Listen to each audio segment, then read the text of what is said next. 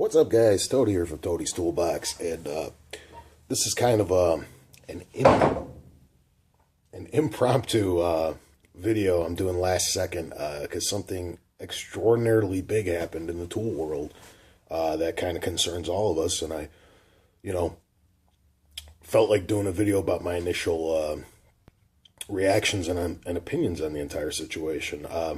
Now, keep in mind, this story just broke with not even a day ago, like within the last 10, 15 hours. So as more news trickles out, obviously, in my opinion and reaction may change. But from what we know now, I'd like to discuss it a bit. And of course, I'm talking about the recent acquisition of America's self-proclaimed favorite tool brand, Craftsman. For those of you who don't know, I'm pretty sure everybody does by now, but Stanley actually bought Craftsman. Now, Sears has had their three remaining brands that are of any value for sale for the last, 4 or 5 months, and that's Die Hard, Kenmore, and Craftsman. And there were a couple parties sniffing around, but the closest that anyone had ever gotten was Stanley. I guess they were almost drawing up paperwork, and this was back in October. It's January 5th today, or 6th, I don't even know. But they were really close to sealing a deal, and then kind of out of the blue, news broke that Stanley had actually bought Newell. And Newell Tools does like Irwin and like Hansen and Vice Grip, all them. They do like Lennox, like Lennox does like blades, like for reciprocating saws and stuff, cutting tools, shit like that, and some other company that I never even heard of. I'm not sure what they quite do. They're named Hilmer, so that was right when like Sears and Stanley were almost finalizing things, and Stanley spent like $2 billion buying Newell. So everybody's kind of like, well, okay, I guess that's it. Craftsman's not in the running anymore. So then news kind of tapered off, and so on and so forth, and we weren't sure what was going to happen. And then just kind of out of the blue, at this point, it was late last night, it was announced that Sears and Stanley had come to an agreement, and Craftsman will become part of the Stanley Black & Decker family. Now, I don't remember all the specifics. I probably should have wrote it down. I think it was a little less than $1 billion. Sears is still the primary Craftsman outlet. They're going to retain pretty much, you're not going to know. It's behind the scenes stuff. But what it means now, as opposed to Sears being the owner of the tools that they're selling, it's just going to be like another product that Sears sells. Like when you go in and you buy like a pair of Levi's jeans. Sears doesn't own Levi's, but they sell Levi's jeans. So nothing's really going to change, from what I understand, from an actual consumer standpoint. Now, in the negotiated contract, Sears actually has a 15-year no royalty clause. So for the next 15 years, Sears gets to sell all the Craftsman stuff they want, and they don't have to pay anything to Stanley. It's just part of the deal. And after that, they have to pay a 3% royalty. So that's it. Sears no longer owns Craftsman. But as a consumer, you don't really know. So I guess the thing is my initial reaction. First, when I heard about it, I was kind of upset. But then I kind of had time to think about it, and I'll tell you why I was upset in a second. But then I had time to think about it, and I'm actually really happy now. I went from like kind of, it was like an emotional roller coaster of a day. I went from really upset to kind of upset to pretty indifferent about the whole thing, almost apathetic. And the longer I'm sitting on it, the more I'm actually pretty pretty happy that this happened. I'm starting to let my mind run wild with the endless possibilities of this, but we'll get to that in a sec. So, I initially was upset because, I mean, when you think, full disclosure, I used to work for Sears in the tool department. It was one of my first jobs when I was I don't know, 16 or 17 or whatever the hell I was.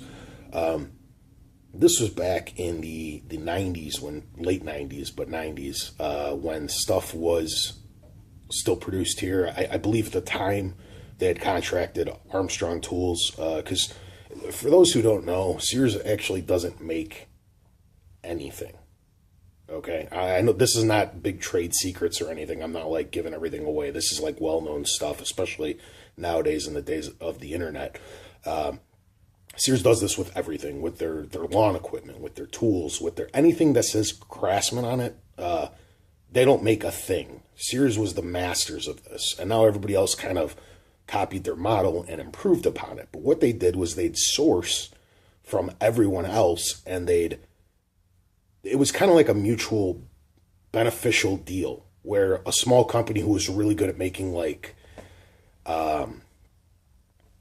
picks, just like, picks, they would never have the reach that they had without Sears, because you're talking about small places who make the best picks available, and especially before like Amazon and all these things, they had no way. Like if this was a little tiny pick store in Ohio, like, yeah, the people around in Ohio would know, and some of the retailers around there would carry them, but you'd have no way to have a national audience, a national appeal to people. So what Sears did was they don't have to make picks, and they would just tell these guys like, hey, you make 100,000 picks, why don't you make 300,000 a year now and put 200,000, slap the Craftsman emblem on it instead of your own name. And since Sears was international, their reach would be huge. So they went from a small company making 100,000 picks to a year to a company making $300,000 pick, or tongue twister, 300,000 picks a year. So it was a win-win for everybody. And Craftsman didn't actually have to do anything. They just carried the stuff in the store and put their name on it. And they did this with everything. They do it with lawnmowers. They do it with snowblowers. They do it with rakes. And they don't make a thing. Okay?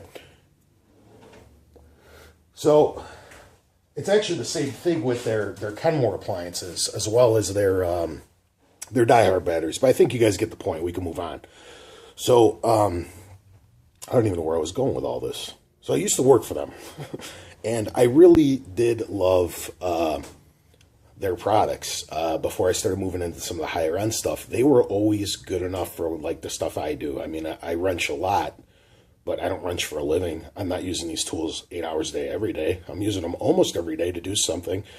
Sometimes it's just a screwdriver and a couple wrenches, but sometimes it's a big job that uses, a big arsenal of my stuff. I never had problems with them, and they used to produce really, really good stuff. I really fell in love with them at that time. That's how I got into all this, and I remember it's because at the time they had contracted Armstrong. Armstrong is still one of the best hand tool manufacturers here in the States. Not the best, but one of them. And their stuff's actually quite pricey, but they were able to bring their prices down a significant amount because of the high volume they were selling because of their partnership with Sears. So all those great box end wrenches and sockets and ratchets and stuff that everybody loved from the 80s and 90s came from Armstrong. The company's still around. You can still buy that same quality stuff made still here in America. It just doesn't say Craftsman on it. It says the house brand, Armstrong, on it. Then about a decade ago, a little less now, they decided to go with the cheaper option, and they contracted, I don't remember if it was Danaher or Apex, which is a really, really, really big tool company, but they make the tools overseas. They make them in China. These are the same guys. It's all from the same factory. Just some of them come out stamped, Craftsman, and like, actually, believe it or not, the really new Pittsburgh stuff, because I know a lot of people rip on Harbor Freight, but if you've been there in the last 2-3 years, their stuff's actually improving quite a bit, because they too hired these same companies to produce everything. But instead, one will get printed Craftsman and one will get printed Pittsburgh, and they'll get printed other stuff too. And then they get spread out to all the different manufacturer or all the different sales locations. But it's really, in essence, it's all the same stuff. So I have almost had a big grudge with them. I'm not like, I understand the way everything is going now. Like, I get it. I'm not like anti-globalization too much. But with certain things, like it's a lot different to buy like a shirt that came from another country than it is that something is going to like hurt you when you use it, if that makes sense. I don't think America makes the best everything, top line, everything in the whole world, everything. But one thing we really do make better than every other country is tools. Germans make very good stuff as well. A lot of the European countries, even the stuff coming out of Spain and stuff, very good stuff. Even the stuff in Japan now, believe it or not, because 30 years ago, they were what we make fun of with Chinese tools now. That was Japan. But their stuff's actually very, very good now. But I still think we're the creme de creme, especially when you take it as a kind of like a culmination. Like I know people are really obsessed with like Knipex pliers, and they're excellent pliers. There's nothing bad about them. And so maybe even you can give it to the Germans that they make the best pliers. But when you take it as a huge like lump sum, nobody makes better tools than the Americans. When you take something that was great and you change it with something that was inferior, and now you risk slipping and smashing your knuckles and all these other things, it actually does bother me a lot more than wearing a t-shirt that came from somewhere else, if that makes sense. In my head it does, but maybe I'm just talking out of my ass. So over the course of the last decade or so, I've actually been very resentful toward Craftsman. I've actually made a lot of poor comments in their direction on my videos, and people point out in the comments, and I think it upset people, and I've lost some viewers from it, and that's okay. I'm just spitting my opinions and everything, but I was not very happy with the direction the company was going. And if the decline of Sears and the decline of Craftsman and the sales numbers are any indication, I'm not alone. Nobody buys their crap anymore. You know what I mean? So when this news hit, I was kind of, because I always had this small hope, this inkling of a hope that, because when they started their decline, the one thing that was still making them money was Craftsman when Sears did. But they threw that away a couple years later in a mad scramble to save some cash, because they were hemorrhaging money from every other department. So to cut costs, they decided to outsource the tools. And it did save them a ton of money, but it also scared away all the people who were actually buying the tools, which was your one profitable area in the Sears. Actually, that's a lie. I think Die Hard and Kenmore were doing fine too, but they were the only departments that were making any money. And then you outsourced one, and you kind of alienated most of your fan base. Because the thing with tools is people are either, I don't want to call them snobs or not snobs. I don't want to make that definitive line, but they kind of are. People are at like, people are kind of like, they don't like, even old Harbor Freight. It's like, whatever, I got to break loose like 2 nuts a year. I'm going to just spend $2 on a wrench set. And if they break after I use them 5 times, that's fine, because 5 times will last me 20 years. Then there's the other side, which are people who actually use the stuff. And they're going to be very adamant about not having junk. And they don't mind if it costs a little bit more, because they want it to be of high quality and they want it to function. They don't want it to fail at an inopportune time. So I think that what that kind of led to is like them not understanding that their bread and butter would leave them, because they just figured, oh, it doesn't matter that the country of origin changed. And it's not just in your head. I'm actually going to make a video. I've been planning on doing one, but I was kind of too scared of all the, admittedly, I was kind of fearful of all the backlash it's going to get, because a lot of people, like I said in the comment sections, have been questioning my comments toward Craftsman over the course of this entire channel's lifespan. And I actually want to make a show dedicated to the decline in Craftsman quality. I got my old Craftsman stuff made here in the States versus the new stuff, side-by-side comparisons. I can show you clear as day, how poor the stuff is now. But I was always just kind of fearful to do it. But anyway, maybe we'll get to that. So, anyway, so I was mad because I always had this small hope that Sears would see the error of their ways, be like, when the stuff was made here in America, we used to sell a lot of it, and people were happy with it, and they supported the brand, and we were profitable, at least in that one department. Because even if Sears goes completely out, maybe if they kept downsizing and downsizing and downsizing, they could have just turned into Craftsman stores, which would have been the size of like an AutoZone. And they could have just popped those up everywhere. Get out of the clothing business, get out of the shoe business, get out of all the other weird stuff that they sell that doesn't make any money. I always had this idea in my head that Sears can shrink to something smaller and just sell the stuff that works. Die Hard and Craftsman and whatever, okay? So I was always holding out hope that they would return manufacturing here, license out one of the companies over here, and the quality would go up again and people would return. So when I heard they sold it, I'm like, well, that's it. Craftsman's donezo. So I was mad. Then I started looking into it a little bit more, and it seems like it's going to help keep Sears afloat, at least for now. They're probably still going to, go completely under within the next 2 or 3 years, but that's neither here nor there. I don't think anybody cares about the rest of Sears. It's just the Craftsman line.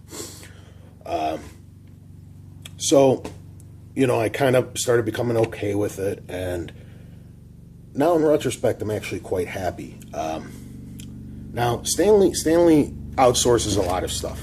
They do. I don't want anyone to take what I'm about to say the wrong way. Stanley makes a lot of their tool line overseas. They also make a lot of stuff over here, and they own a lot of companies that makes a lot of stuff over here as well. So, is this our best hope for American-made Craftsman stuff again? And I'm not talking about weird shit like drills and stuff. That stuff's never coming back here. But hand tools, a lot of companies still make them here. They can contract S&K, they can contract Armstrong, they can contract Wright out in Ohio. There's options over here. You can go back to your Allen keys being made by what are they called? Eichland or whatever. They're out in my neck of the woods, over here in Illinois.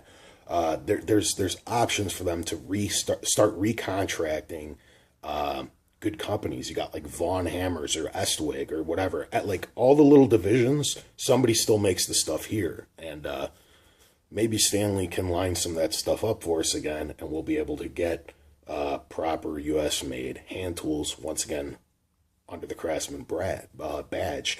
I'm almost fearful to use some of my Craftsman stuff, because if I end up cracking one of these old U.S. made things, it's like, what, now you're going to give me this Chinese crap? So, that fear is gone, that happiness, a place to get good quality tools at a affordable price point, can return for one and all.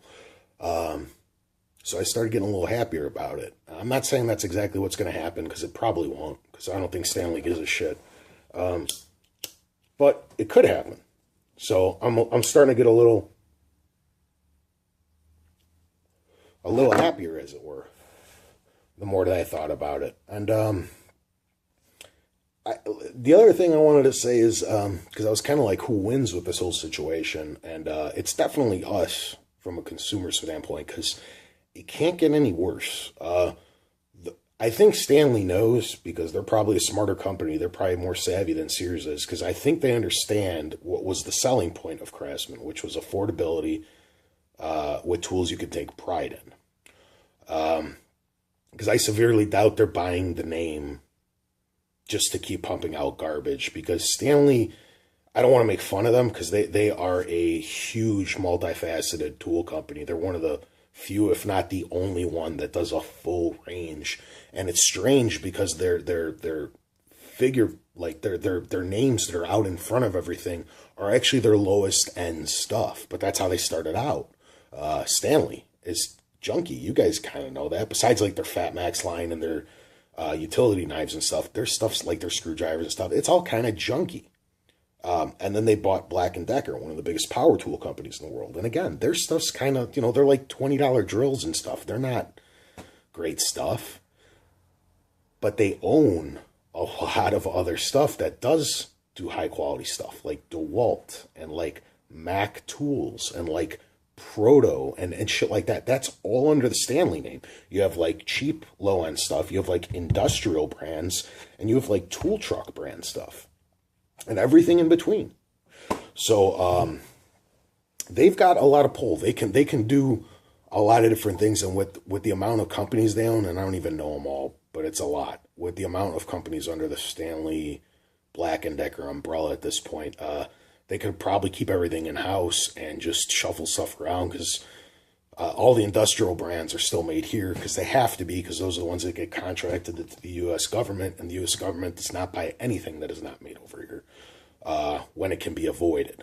So the industrial brands have no choice but to be manufactured here. So if they even just brought back like Craftsman Industrial, and they can keep it kind of be relabeled as the professional brand, and they can have, you know, a Tale of Two Cities here. They can keep their Chinese Craftsman stuff, but they can bring back the industrial or professional line, and that stuff can be made here, and it can be maybe a little bit higher than a mid-tier pricing. But the point, you know, the fact of the matter is, you'd again have high quality American-made tools. So only time will tell. I'm curious. I'm sorry this went on so long. Jesus, almost 22 minutes, but I just wanted to get the ideas out while they were fresh in my mind. So let me know what you guys think about it. I'd love to hear if you guys even give a shit or not. This is something I'm passionate about, but I might be alone on this. So yeah, I'd love to hear what you guys thought. Besides that, thanks for watching. See you later.